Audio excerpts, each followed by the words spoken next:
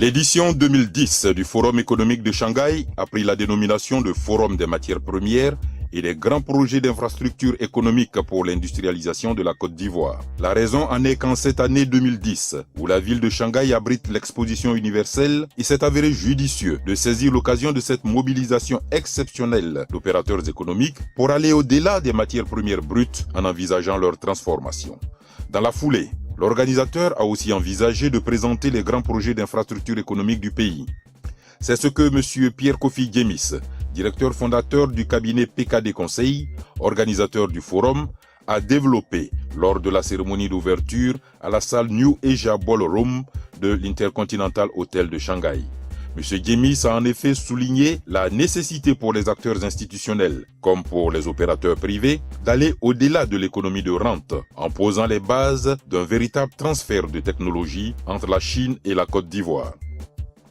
Quant à l'ambassadeur de Côte d'Ivoire en Chine, son Excellence Alain Nikes Papachi Kofi, il a d'abord salué la participation à ce forum du ministre ivoirien de l'énergie et des mines et renouvelé la disponibilité de ses services à accompagner le cabinet PKD dans ses activités en Chine. Puis il a situé le contexte du forum dans le cadre grandissant des relations entre la Côte d'Ivoire et la Chine. Dans son allocution, toujours au cours de la cérémonie d'ouverture du forum, le ministre ivoirien de l'énergie et des mines a souligné l'importance de la transformation des matières premières ivoiriennes en vue d'en tirer une réelle plus-value pour le développement du pays. M. Augustin Koumoué Kouadio précisera que c'est dans cette optique que lui-même et sa délégation ont effectué le déplacement de Shanghai pour présenter leurs projets aux investisseurs et acteurs économiques chinois. La cérémonie d'ouverture, clôturée par un déjeuner, a fait place dans l'après-midi aux travaux sectoriels. Ces travaux ont été marqués par 3 activités majeures. Les conférences de présentation des entreprises ivoiriennes aux opérateurs économiques chinois, les échanges directs entre entreprises de même secteur des 2 pays, dites rencontres B2B, et les visites des entreprises chinoises. Le cadre des conférences a offert l'occasion au directeur général de la SOPIE, M. Valentin Kwame, d'exposer sur l'état du secteur de l'électricité en Côte d'Ivoire et de présenter le plan d'investissement de cette entreprise publique. Même démarche adoptée par l'AGEROUTE, où M. Souleymane Kone, conseiller du directeur général, a commencé sa présentation par l'état des lieux du réseau routier ivoirien. Un réseau routier dont M. Souleymane Kone a souligné la bonne densité comparée aux autres pays de l'Afrique de l'Ouest. M. Kwaku Dja, directeur général de l'ONEP, l'Office national de l'eau potable, a de son côté dressé un état des lieux préoccupant quant à la disponibilité de l'eau potable en Côte d'Ivoire. Puis il a ouvert le dossier détaillé transporté en Chine. À la suite de ces exposés, des espaces d'échange entre entreprises ivoiriennes et chinoises ont été organisés.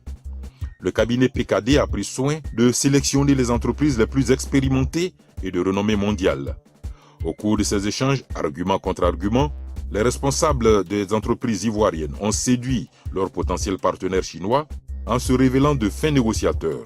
Ils ont tour à tour présenté les aspects attrayants de leurs propositions, l'environnement favorable des affaires dans une Côte d'Ivoire sortie de la crise, avec un code des investissements des plus attractifs dans un environnement juridique et judiciaire sécurisé du point de vue des affaires. S'ils ont effectué ce long voyage d'Abidjan à Shanghai, c'est bien parce que les dirigeants des entreprises ivoiriennes veulent voir et toucher du doigt les réalités des entreprises chinoises dans leur dimension, leur capacité de production, leur organisation, leur niveau de développement technologique, etc. C'est pourquoi le programme du forum a prévu des visites d'entreprises. C'est dans ce cadre que M. Yao Guanxing, responsable des activités à l'international de Sinopec, a invité la délégation ivoirienne à visiter ses locaux de Shanghai. Cette entreprise occupe la 2e place du classement des plus grosses entreprises pétrolières chinoises. Ce géant du marché chinois a développé des activités très variées autour du pétrole. Au-delà de l'exploitation du brut, elle excelle dans les produits dérivés du pétrole, le stockage et le transport de cette matière première. M. Yao a livré les chiffres de l'entreprise et exprimé à la délégation ivoirienne l'intérêt réel que porte la Sinopec pour des marchés comme celui de la Côte d'Ivoire. La Shanghai Construction Group a tenu à faire visiter ses locaux à 15 membres de la délégation ivoirienne, dont des directeurs généraux, celui de l'ONEP et de l'AGEROUTE. M. David Gong Gyogneng, directeur marketing de Shanghai Construction Group, a présenté son entreprise à travers un film de promotion. Déplorant le fait que son entreprise ne soit pas encore présente en Côte d'Ivoire, il a réaffirmé sa motivation à signer des contrats de collaboration avec ce pays. La rencontre s'est achevée par une visite des locaux de l'entreprise. De quoi est capable la Shanghai Construction Group? Le trajet en bus pour aller au nouveau port de Shanghai a donné l'occasion à la délégation ivoirienne de découvrir une réalisation concrète de Shanghai Construction Group, le pont Donghai.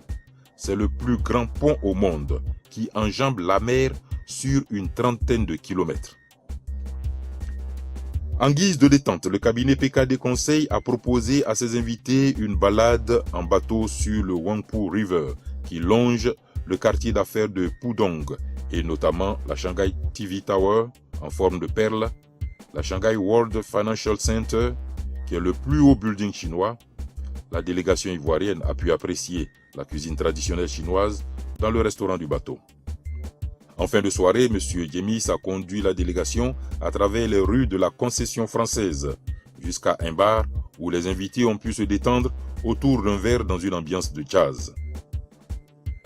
Ce troisième forum de promotion des matières premières pour l'industrialisation de la Côte d'Ivoire s'est tenu en parallèle avec l'exposition universelle de Shanghai.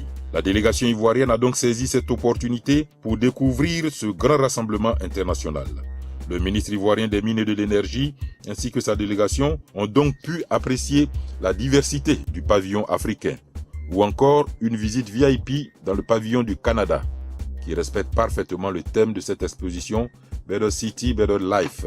L'organisateur du forum a voulu utiliser cette exposition universelle comme un moyen de nouer des contacts avec des pays susceptibles d'investir dans des matières premières ivoiriennes et de participer ainsi à l'industrialisation du pays. C'est dans cette démarche proactive que les pavillons de la Malaisie, de l'Arabie Saoudite et des Émirats Arabes Unis ont été contactés.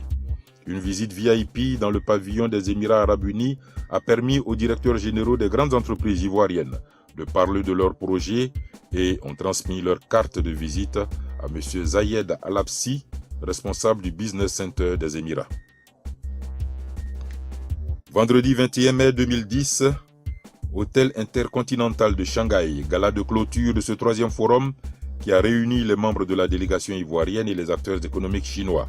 Conduite de main de maître par le journaliste ivoirien Brou Aka Pascal, la soirée a été ponctuée par des allocutions récapitulatives de la manifestation. Ainsi se sont exprimés M. Augustin Komwe Kwadjo, ministre des Mines et de l'Énergie, M. Pierre Kofi Djemis, directeur du cabinet PKD Conseil, et M. Raymond Sibayi, conseiller spécial du président de la République de Côte d'Ivoire. Les convives ont pu profiter de nombreuses animations lors de ce gala de clôture. Des artistes chinois ont présenté des numéros de kung-fu, d'acrobatie et de jonglerie. Au bilan de cette troisième édition, sur proposition de M. Augustin Komwe Kwadjo, une commission de suivi sera mise en place afin d'assurer le traitement rapide des dossiers de coopération entre la Côte d'Ivoire et la Chine. Il revient à M. Chevalier, directeur général de la planification, de la documentation et de la formation, et à Mlle Ba, conseiller technique du ministre des Infrastructures, chargé des affaires économiques et financières, de mettre en place cette commission dès le retour à Abidjan.